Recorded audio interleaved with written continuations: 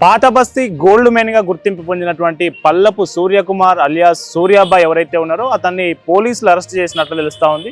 అతను gold men గా చాలా సోషల్ మీడియాలో కావచ్చు అనేక ఇంటర్వ్యూలు ఇచ్చి గోల్డ్ మెన్ గా తను ప్రచారం చేసుకున్నటువంటి సూర్యాబాయ్ విదేశీ బంగారాన్ని తక్కువ ధరకు అందిస్తానని ఆ చుట్టుపక్కల ఉన్నటువంటి ఎవరైతే ప్రజలు ఉంటారో వాళ్ళ దగ్గర నుంచి పెద్ద మొత్తంలో డబ్బులు వసూలు చేసినట్టుగా తెలుస్తా ఉంది. దాదాపు 30 లక్షల రూపాయలు వాళ్ళ దగ్గర నుంచి వసూలు చేసినట్టు తెలుస్తా ఉంది. బాధితులు బంగారం ఏమైంది, మా డబ్బులు ఏమైనాయి అని బాధితులు వాళ్ళని అడిగినప్పుడు సో సూర్యాబాయ్ 3 ఐఫోన్లు అట్లాగే 20 లక్షల రూపాయల విలువ చేసే చెక్కులు రాసి ఇచ్చినట్టు తెలుస్తా ఉంది.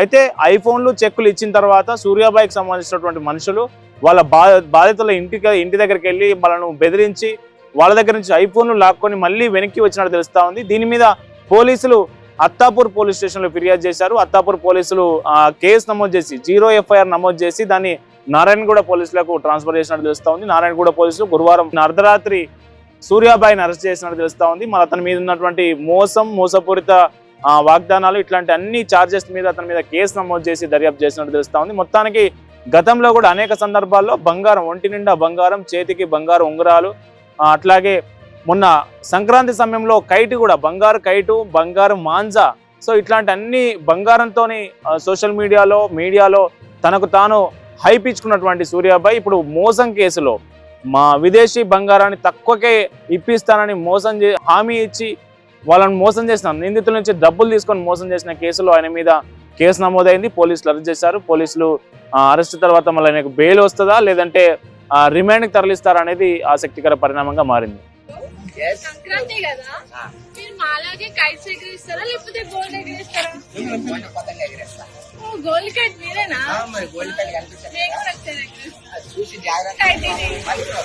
హైదరాబాద్ ఎవరు ఎగిరేసి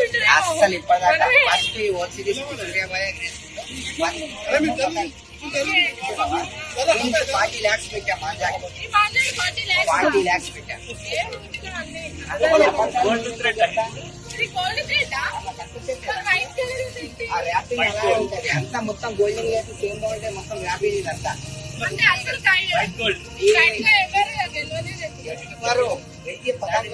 కలిగి వెళ్ళిపోతుంది అంతే.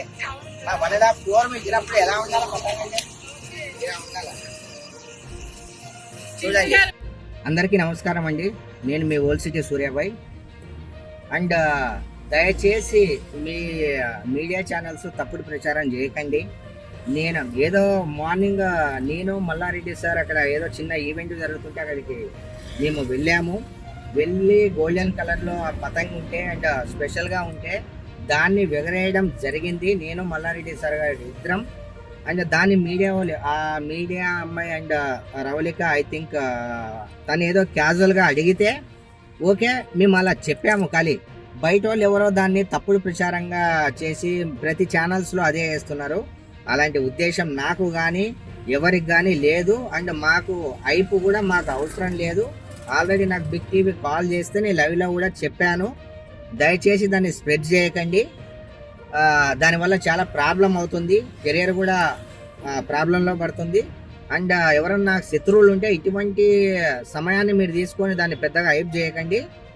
నేను ఏ పోటీలు పెట్టట్లేదు. అసలు నేను కైట్స్ కూడా చాలా దూరంగా ఉంటా. అనుకోని పరిస్థితిలో అప్పుడు నేను ఎగరేయడం జరిగింది. ఆ అమ్మాయి పక్కన క్వశ్చన్ చేసింది.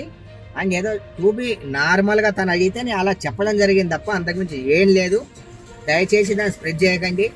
And I'm so sorry. అందరికీ కావాలని చేసింది కాదు. అండ్ పక్కన వాళ్ళు ఎవరో ఉండి దాన్ని స్ప్రెడ్ చేశారు తప్ప మా అంతకు మేము ఎందులోనూ పెట్టలేదు, చేయలేదు, మేము చెప్పుకోలేదు, ఎలాంటి పోటీలు కూడా నిర్వహించట్లేదు. Thank you very much. Jai Hind.